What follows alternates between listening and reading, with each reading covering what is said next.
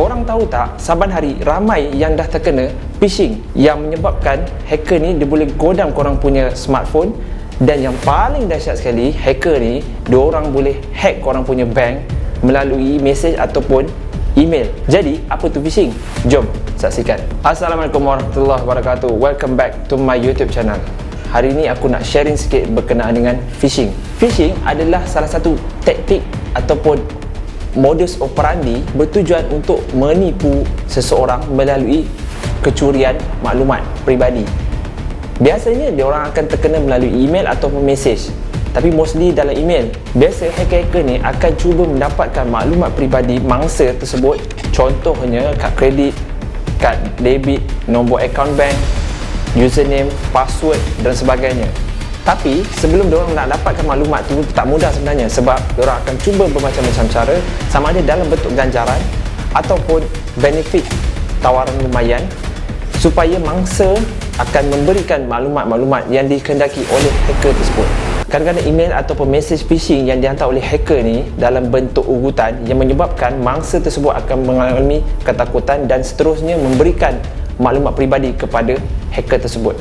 Bagi mendapatkan maklumat peribadi melalui phishing ini, kebiasaannya hacker akan menyuruh korang akses ke laman web yang disediakan di dalam email tersebut yang seakan-akan legit, tapi sebenarnya email tersebut palsu. Contohnya, kalau korang menggunakan transaksi dalam talian ataupun online banking, kebiasaannya phishing akan menyediakan link dan korang akan terpedaya dengan link yang diberikan tersebut, ataupun seolah-olah satu format template bentuk design.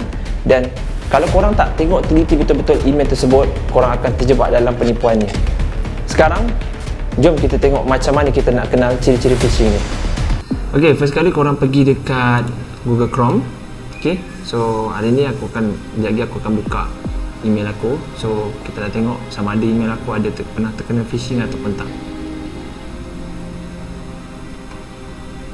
Okay, masuk ke email korang, email personal lah, kat Gmail So aku punya email ni aku gunakan Gmail. So untuk phishing biasanya jarang dia akan masuk dekat bahagian inbox. Okay, dia akan masuk dekat bahagian spam. Okay, korang pergi dekat scroll bawah tu, ada spam. Okay, lepas tu korang scroll tengok satu-satu email korang. Okay, sebab apa? Phishing ni kebiasaannya dia takkan lepas masuk ke dalam inbox korang. Okay, dan senang je kalau korang nak tahu bahawa yang email dalam inbox korang tu kebanyakannya legit lah. Okay, tapi kadang-kadang ada juga email phishing ni terlepas masuk ke dalam inbox korang. So nanti aku akan tunjukkan contoh ciri-ciri macam mana korang nak tahu email phishing. Okay, kita go through satu-satu. Okay, so ni just demo. Sebenarnya aku memang banyak pun terima email phishing daripada company-company mana-mana, entah aku tak tahu. So kita go through satu-satu. So Domino's ni tak ada. Ni email ni lah, just email daripada Domino's. Okay, bawah ni IMF ni kita buka. Email ni actually aku dah buka. So hari ni aku just nak demo kat korang macam mana nak tahu email ni email phishing ataupun tak. Okay, so dekat bila dah buka tadi email IMF tadi tu, so tengok dekat dia punya email dia electoffice1970@gmail.com. So kat sini kita nampak yang ni bukan email daripada company besar lah. Okay, kebiasaan company besar diorang akan ada email sendiri tau, email yang secure lah untuk diorang guna ataupun untuk diorang hantar email ke customer ataupun syarikat-syarikat lain. Okay, so diorang akan gunakan email yang profesional lah. Okay, contoh je kita tengok kat sini, dia guna email @gmail.com. Okay, so yang tu kita dah tahu itu kemungkinan daripada personal email ataupun company yang kecil lah. Okay, itu kita just nampak gambaran awal lah. Yang kedua, kalau untuk company besar, diorang akan gunakan email yang legit, contohnya info@adidas.com.my. Okay, @adidas.com.my. Diorang ada domain lah. Okay, subdomain dia info tu. Okay, so macam kat sini, first kita dah boleh tag ini email suspicious. So nanti dekat Gmail korang, bahagian spam tu, bila korang buka, diorang akan tulis this message seems dangerous. Ini maksudnya Google Gmail dah detect awal-awal. Okay, So kalau korang nampak benda ni save, korang tekan look save, dia akan masuk ke inbox korang. Okay, so tu bahaya. So korang kena berhati-hati. Okay, kita tengok go through email dia, apa yang dia hantar. Okay, financial intelligence, ni contoh lah, dia just buat ayat macam ayat karangan SPM tu, dia just copy paste je. Attention, the owner of the email. Ni just dia actually phishing ni, dia randomly send email tu ke siapa-siapa saja. Yang ada Gmail ataupun tak kisahlah, bukan Gmail je, dalam akaun Yahoo ke, ataupun korang ada akaun selain daripada ni lah, daripada Gmail. Okay, I'm Mrs. Judy ni, korang boleh go through. Dia cakap lah dia daripada IMF lah, Washington DC, has visited our country to investigate. Dia cakap lah kita ni macam terkena mangsa penipuan lah, apa semua. Lepas tu kita go through bawah. However, we have decided to use our bank card to remit this amount 2.5 million US dollar. Dia cakap dia nak masukkan akaun ke akaun bank kita 2.5 juta. So we cannot make this payment based solely on your email address, therefore we need the following information from you. So maksudnya dia perlukan kita punya maklumat peribadi, tak kisahlah nombor apa semua, untuk dimasukkan 2.5 juta USD. Siapa nak bagi kita senang-senang, kita tak buat kerja apa kan, senang-senang masuk dalam akaun bank kita. Okay, lagi-lagi kita ni bukanlah kita ni CEO ke apa kan. So kita dah boleh tahulah email tu fake lah. Nanti lepas tu nanti dia minta lah korang punya nama, residential address, country, lepas tu dia minta sekali korang punya IC, siap kena scan bagai kan. Okay, lepas tu korang tengok kat bawah sekali, dia tulis lah, dia dah detect sebenarnya. Dia tulis, note if you find the message in a spam folder as junk email, this may be due to your IP address or slow internet connection. Dia bagi pula alasan, dia cakap apa, email ni masuk ke email korang ataupun message ni masuk ke email korang sebab IP address lah, slow connection lah kan, tak logik kan.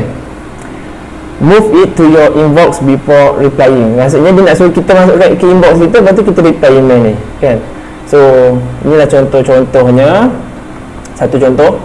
Okay, actually aku ada terima juga banyak email spam yang berkaitan phishing lah. Okay, kita tengok yang nombor 2, Mrs. Celine Peters. Okay, ni pun Gmail dah detect siap-siap juga. Okay, dia dah bagi dah. If similar message were used to steal people's personal information, avoid clicking links, downloading attachment or replying with personal information. Okay, kat sini dia dah tulis lah. Yang ni lagi steady. Greetings, how are you? Dia tanya khabar. Okay, dia cakap lah dia ni penyakit pesakit kanser, dia ada sesuatu dia nak share, contohnya donation lah, apa benda semua kan. Lepas tu dia suruh kita email ke dia. So tu salah satu lah. Dia akan, biasanya email Gmail ni kita boleh create free tau. So sesiapa saja boleh create benda ni, dan dia akan buat email macam ni, dia hantar ke spam ke orang lain lah. So dia akan masuk ke dalam spam lah. Actually banyak aku terima. Ni pun sama, Scott Williams ni. Nampak?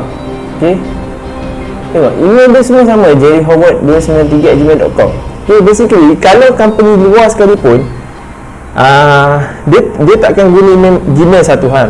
Yang kedua, ada baru ni ada scam juga pasal phishing ni. YouTuber lah yang aku tahu, dah lama lah sebenarnya kes tu. Dia tak pasal dekat email tu, contohnya dia bagi www.adidas@gmail.com. Kalau orang tak pasal, orang klik, oh ni Adidas bagi ni. Lepas tu dia siap hantar dengan dia punya template poster cantik-cantik, siap ada link kat situ. So yang tu pun orang rasa macam, wah ni betul ni kan, orang pun klik. Bila klik, rupanya benda tu virus masuk dalam PC diorang. Lepas tu habis diorang punya account YouTube apa semua kena hack. Okay, so ni pun salah satu contoh. Ni daripada Uganda pula. Dia punya modus operandi dia bukan sama je. Dia minta nama penuh, IC, contact number, nombor phone. Lepas tu dia cakap lah kita punya kad ni apa semua. Okay, banyak actually aku dapat email spam ni, email phishing lah. Kevin ni pun sama. So korang boleh detect lah. Cara detect dia senang je. Dia takkan terlepas ke inbox korang, yang pertama. Yang kedua, dia akan masuk bahagian spam. Mostly akan masuk bahagian spam. Okay. Tapi cara dia punya email lah, dia hantar email, dia punya maklumat email tu lebih kurang sama lah. Dia akan minta nama, nombor phone. Ada yang lebih dahsyat tu, dia cakap dia daripada company besar DHL, courier company. So basically kalau korang tengok email daripada company besar, diorang akan ada diorang punya format template tau, dan diorang takkan sesekali minta maklumat based on email. Diorang akan personally contact ataupun jumpa kita, dan kita akan sediakan maklumat apa semua, baru kita bagi maklumat kepada diorang. Diorang akan gunakan proses yang betul lah. So macam ni dah sasar memang, kalau dapatnya delete je, better delete je. Okay, hati-hati So better jangan klik apa-apa link yang dia sediakan tu. Ni pun sama Mrs. Elizabeth Allen ni. Ni pun semua aku dah baca dah. Aku just nak share dekat korang lah. So hopefully korang tak terjebak dengan phishing. Sebab banyak ni bahaya. Ini at least dia minta maklumat tau. Setelah tu dia suruh klik link tu, habis. Itu memang macam itulah ciri-ciri email phishing yang aku tunjukkan sebentar tadi. Semoga korang tak terjebak dalam penipuan ni. Semoga video kali ini bermanfaat. Jangan lupa subscribe. See you guys in the next video. Bye bye. Assalamualaikum.